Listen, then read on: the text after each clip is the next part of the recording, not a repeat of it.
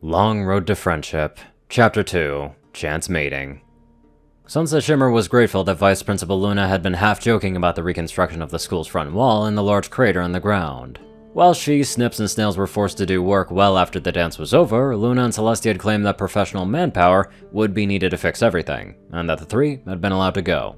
Of course, Sunset now had to spend next week helping the construction workers repair the wall. Her punishment also included a month of detention and academic probation. That last one didn't worry Sunset at all. She only received A's in all of her classes. But Snips and Snails, on the other hand, well, she hoped they knew a good tutor. Sunset now trudged her way back to her home. Celestia had offered her a ride, but Sunset had refused, wanting to brood over her failure, and because she couldn't let Celestia know where she really lived. The night air was cool, the autumn wind caressing Sunset's face as she moved against it. The drafts would occasionally pick up and make Sunset shiver and want of a pair of pants instead of her skirt. Her legs were tired, as was the rest of her body, as a result of getting blasted by pure magic. She was beginning to regret not taking the ride that she'd been offered. Since her own ride was at the shop, she had no method of transportation. She had only gotten to the dance thanks to Snail's mom dropping them off. Snips and Snails had given her the cold shoulder the entire night. She guessed turning them into demons only to have them changed back and punished alongside with her had crossed some sort of line. She had lost her two stooges. Oh well, I can find more. Sunset frowned.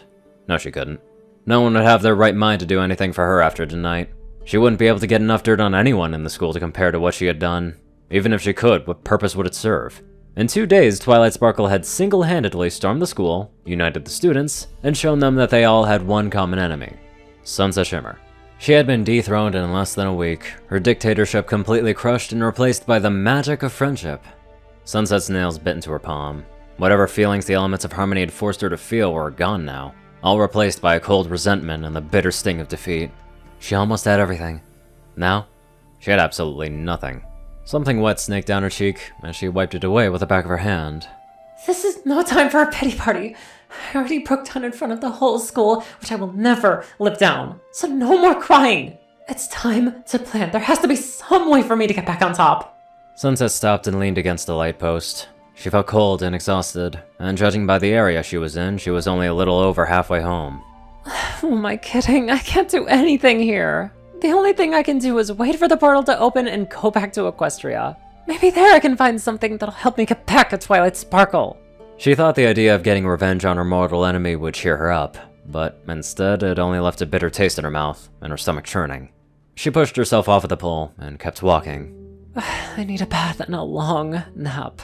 She examined her favorite leather jacket and groaned. It had been horribly scuffed up and torn in a few places. She made a mental note to buy a new one. Sunset pulled her phone out from her jacket pocket and checked the time, reading just after midnight. Putting it away, she took a closer look at her surroundings. She had left behind the nicer neighborhoods and slew of family-owned businesses and was nearing one of the seedier parts of Canterlot City. Old dirty shops lined the streets along with ridiculous amounts of trash and cigarette butts. Taking a shortcut through an abandoned playground, Sunset heard a loud scream tear through the night. She stopped and stared into the darkness, the only light source coming from a dying lamppost across the street.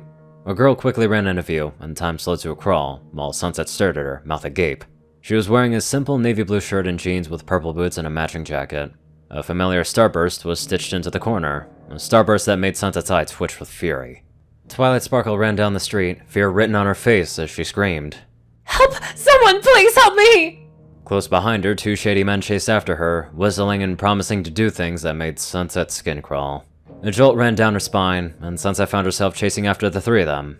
What the hell am I doing? She tried to stop, but found that she was almost in no control of her motor functions. She sprinted after the men, following them around the corner and into a wide alley, where they had Twilight cornered against the back wall. Oh, don't worry, sweetie. We promised to go easy on you. One of them snickered. Sunset scooped up a rock and threw it at them, hitting one square in the head. Hey, Graceballs! Why don't you pick on someone your own size? They spun around, both of them with greasy black hair and pale skin. Piercings lined their mouths and eyebrows. One of them was pretty thin, trying to hide it with his baggy jacket. The other man looked like he actually had some muscle. Hey, girlie, you trying to pick a fight with us? The muscular one asked. 'Cause it looks like you already lost one. Both of them laughed. Hey, she's kinda cute though, The skinny one observed. How about one for each of us? Sunset settled into a fighting stance, putting her arms up in front of her. She still wasn't sure why she was doing this. It was like an unknown force had taken control of her actions and forced her to come to Twilight's aid. Still, if it meant that she got to beat 2 losers up and vent some frustration, she was all for it. How about you both forget about her and come take me on?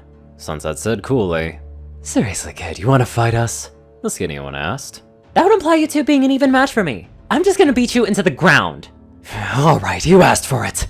The skinny one pulled out a switchblade and charged at Sunset, who sidestepped and ducked out of the way to avoid his wide swing. She then brought her fist upwards in a powerful uppercut, catching him on the jaw. Before he could stumble back, Sunset grabbed him by his arm and twisted his wrist, forcing him to drop the knife. She spun around and closed the distance between them, planting her feet firmly into the ground before lifting with all of her might and flipping the gangster over her shoulder. He landed hard against the cement, groaning in pain and holding his bleeding mouth. Sunset turned and gestured with her hand to the remaining goon, who had watched with open-mouthed fascination. But it quickly turned into rage, as he barreled at Sunset with only his fists. Sunset jumped back, dodging the first swing and catching the second one with the back of her wrist, knocking it away. She followed up by delivering a boot to his stomach, pushing him back some ways. He recovered and charged again like a raging bull, aiming a fist for Sunset's face. Sunset planted her feet again and grabbed it with both hands. Before the goon could catch her with his other fist, Sunset gave a sharp twist, eliciting a horrible crack from within his arm, and also drawing a cry of pain from the man. She released him and turned her body to the side, putting her hands together and bringing her elbow against his chest. The gangster wheezed and dropped to his knees, before falling flat on his face, groaning in pain like his partner. Wiping her hands on her skirt, Sunset stepped over to the man's body and exited the alley, casting one last glare back at Twilight, who still huddled against the wall. Sunset rolled her eyes and turned the corner, continuing down the road like nothing had happened. That was fun, I guess. Got a little anger out at least. Wait! Twilight's voice called after her, dampening Sunset's mood again. Sunset ignored her and picked up the pace. Where are you going? Twilight shouted to her, having finally left the alley. Home. Sunset said automatically. Wait, please, come back for a second! Sunset immediately stopped and did so, her legs betraying her desire to walk away. What the heck is going on? She found herself marching back and stopping in front of Twilight, who Sunset noticed was a few inches shorter than the other Twilight. What? Sunset growled. Well, I just... Twilight wrung her hands, looking embarrassed. Why did you save me? She finally asked, and Sunset shrugged. I don't know. Oh. Twilight moved her hands behind her back. Well, it was pretty cool to watch. I'm so glad that you enjoyed the show. With that, Sunset was finally able to pull herself away from the purple-haired nuisance and resume her trek home. Wait! Twilight jogged to catch up to Sunset's fast pace. Can I at least know your name, please? Sunset Shimmer.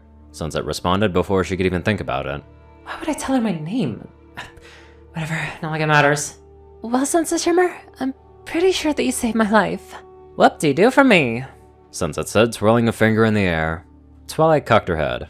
You don't sound too happy about it. Oh no, trust me, I'm absolutely thrilled.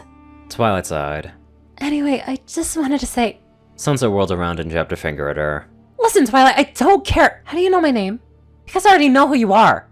Sunset clapped a hand over her mouth, her eyes wide with realization. Oh, smooth move, Sunset. You know who I am? Sunset's hand flew from her mouth. Well, technically I know the other you that came from the mirror, so I know you by proxy. She slapped both of her hands over her mouth this time. Something is wrong. Something is very, very wrong. Twilight was looking absolutely mystified. Mirror? What are you talking about? Sunset tried her hardest not to say anything, to just keep silent and keep walking. But it was like a force similar to the one that had made her chase after Twilight's assailants was now making her speak words that she would have normally never said. The mirror that leads to Equestrian only opens every 30 moons. She blurted before covering her mouth again. Twilight, now looking concerned, took a few steps back. Are you okay? No, I am not okay! Sunset yelled. Okay? Twilight held her hands up. Please, just take a deep breath. Sunset found that she didn't have a choice in the matter, her lungs and mouth operating on their own accord. She took in a deep, long, steady breath and exhaled slowly. Feeling better? No! If anything, Sunset felt even more unnerved now. These actions, these responses, they weren't done by her choice. As Twilight opened her mouth again, Sunset flew forward and covered it. Just stop it! No more questions! Just stop talking to me! Listen, it doesn't matter how I know you, okay? Yes, I saved your life, but it doesn't mean anything! Just go home and pretend this never happened and never ever talk to me again! Not waiting for a response, Sunset broke into a run, getting away from Twilight as fast as she could. Luckily, Twilight didn't call after her. What the hell was that? Why would I say any of that to her? Why would I do any of that for her? Okay, fine, maybe I would have stopped those thugs without whatever was making me do it. Not even Twilight Sparkle deserves what they wanted to do to her. Why is she even around here anyway? Sunset didn't stop running until she was almost home. Her lungs burned and her legs and feet ached horribly. She stopped and doubled over, panting for breath. Damn it, it's that stupid girl. It's like the universe is content to torture me with her. Standing up straight, she took a deep breath and walked to the last leg of her journey. She was now on the edge of the industrial district of Canterlot's eastern side. Most were rundown buildings signed for demolition, but the city had never gotten around to actually doing it. Sansa slipped down a narrow alley and stopped at a blue door built at the side of one of the abandoned factories. She twisted the knob and gave the door a heavy shove with her shoulder, unsticking it and granting her access. She reached for the light switch that she knew was on the wall next to her, and a series of dim bulbs sprung to life, illuminating the black and white checkered hallway. After closing the door tight behind her, Sunset made her way down the hall, turning at the first set of staircases to her left. At the top was a door with employees only scratched into it, and just beyond was Sunset's room, or what had previously been the foreman's office. She stepped inside and flicked another switch, awakening the single naked bulb that hung from the middle of the ceiling. The room had been modified to resemble something closer to a bedroom. An old wardrobe sat in the corner closest to the door, and a cracked full body-sized mirror leaned against the wall next to it. Her bed, or mattress really, was tucked into the opposite corner. The wall right across from her was mostly a glass screen that looked down at the manufacturing plant, which had long since been emptied, leaving just a large vacant room. Sunset had kept the foreman's desk that had been left over, leaving it in its spot in front of the glass. A small window was placed on the adjacent wall, just big enough to let sunlight through in the early morning. Sunset hadn't bothered to decorate her room with much of anything else. The only thing that really gave the room a touch of personality were the previous crowns that she had won from past dances. They sat on her desk, neatly arranged in an orderly fashion. The spring fling crown that she had worn in her freshman year when she had pretended that she was a second semester transfer student, followed by the sophomore and junior year editions. Then came the 2 winter ball crowns and the 2 fall formal crowns, leaving a space for the crown that she should have won tonight. Exhausted, Sunset fell into her bed, too tired to think about crowns or her lack thereof. She wanted to know why she had intervened for Twilight like she did. It was like she had no control of her body and was made to do someone else's will. It had to be magic. She let out a yawn, her eyes growing heavy. But what kind of magic could do something like that? Her eyes fluttered closed, and sleep began to overtake her. Before it could claim her properly, her eyes snapped open, and she shot up into a sitting position, a faint harmonic voice playing in her head. Until you can learn to love others above yourself, you shall be at their whim and mercy, aiding them whenever they ask for it, and telling them only the truth. Sunset's eyes contracted to pinpricks as the words replayed in her head. A lump of cold dread settled like a rock in her stomach. Oh no. Still feels weird to know that this is a Twilight that they made a rendition of, and then you compare it to the one that's canonically existence, the one that's from Crystal Prep. Still, interesting regardless. Now let's head on over to our heroic donators. Top donators are 630, Peter Coulthard, J Tinman, Darkside, and Only One Thing. Rayden, Narwhals, Blackmoonheart, Pastel Skies, Austin Roland, Crazy Killer 557, Stu Hex, Will, Omicron Library, Chris, Twinkie, Dospo, Delta Omega, Jack Cadge, Runcypher9852, Madman's Den, Lizzie Prickett, Drake Lovedragon, Hunter Norman, Stephen Bingham, LandGod12, Sorcerer Constantine, Hudzaza, Conver, and many more fantastic people. Thank you all so much for watching this video and live life to the fullest.